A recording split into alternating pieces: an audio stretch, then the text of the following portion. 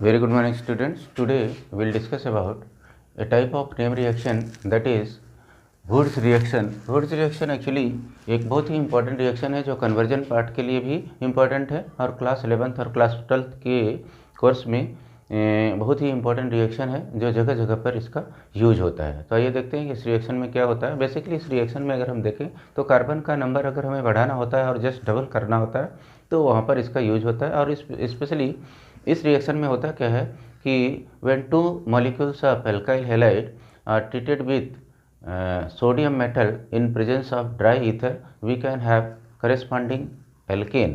Alkene जो मिलता है वो हमारा ट्वाइस नंबर का कार्बन एटम वाला मिलता है। जितने कार्बन लेकर के हम स्टार्ट करते हैं एल्काइल हैलाइड को उसका डबल नंबर का कार्बन ये वाला एल्काइल हैलाइड से हमें एल्केन मिल जाता है। तो ये देखते हैं कि वो रिएक्शन में क्या क्या होता है और इसकी तरह से रिएक्शन में प्रोडक्ट हमें मिलता है। तो सी हमने जनरल रिएक्शन लिया हुआ है RH प्लस 2Na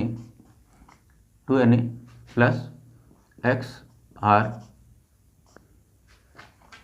यहाँ पर सेम मॉलिक्यूल ही यूज करना होता है और ये ड्राई ईथर कंडीशन है। ड्राई ईथर की प्रेजेंस में रिएक्शन होती है। तो बेसिकली यहाँ पर जो होता है हमारा रिएक्शन का जो प्रोडक्ट बनता है, अब देखेंगे तो यहाँ पर बेसिकली यहाँ ये X यहाँ से और एक X यहाँ से निकल करके क्या बन जाता है, ये 2NaX बन करके बाहर हो जाता है। 2NaX यहाँ मैं लिख देता हूँ और ये दोनों R आपस में ज्वाइन कर लेते हैं। ये दोनों R जब आपस में ज्वाइन कर लेते हैं तो 2R बन जाता है जो हमारे पास ये एल्काइल से एल्केन में कन्वर्जन हो जाता है। तो आइए एक और एग्जांपल लेकर इसको समझते हैं तो आपको अच्छी तरह से समझ में आ जाएगा।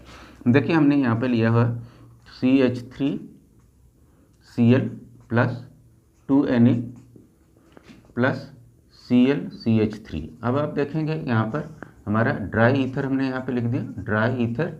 तो आप यहाँ पर देखिए कि इसमें रिएक्शन में हो क्या रहा है कि जो हमारा ये यहाँ का Cl और यहाँ का Cl आपस में निकल जाता है और ये 2NaCl बाहर हो जाता है। अब यहाँ पर इसके निकल जाने से आप देखेंगे कि ये दोनों एक CH3 यहाँ से एक CH3 यहाँ से निकल करके क्या बना रहा है, ये बनाते C2H6 बन रहा है। C2H6 जिसे हम क्या नाम देते हैं, ईथेन। तो अब देखिए कि ईथेन यहाँ पर हमारा तैयार हो गया। मीथेन यहाँ पर क्लोरोमीथेन था। क्लोरोमीथेन के हमने दो मॉलिक्यूल लिया हुआ था और क्लोरोमीथेन से यहाँ पे देखिए ये भी क्लोरोमीथेन है। तो दोनों मॉलिक्यूल क्लोरोमीथेन है, ये भी क्लोरोमीथेन है और ये भी क्लोरोमीथेन है। दोनों के मिलने से ये हमारा ईथेन बन जाता है। तो मीथेन से ईथेन का कन्वर्जन करना हो या ईथेन से हमें ब्यूटेन बनाना है, ये देखते हैं। ईथेन हमारे पास जैसे C2H5 Br हमने ले लिया लेटे यहाँ पर और प्लस हमने 2Na प्लस Br C2H5 ये लेता हूँ और आप देखेंगे कि यहाँ पर ड्राई ईथर की प्रेजेंस में रिएक्शन होने पर ड्राई ईथर की प्रेजेंस में रिएक्शन ये हमारा क्या है, ये है ब्रोमोईथेन। ब्रोमोईथेन है।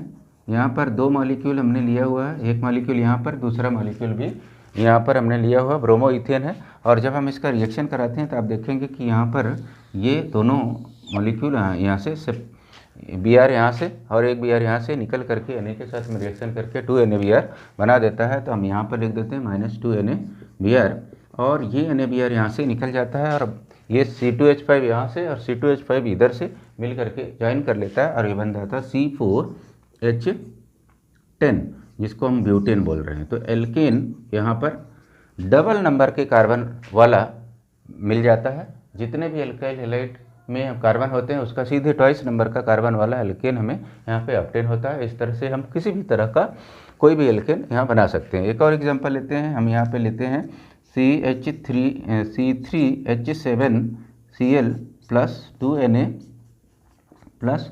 ClC3H7 dry ether.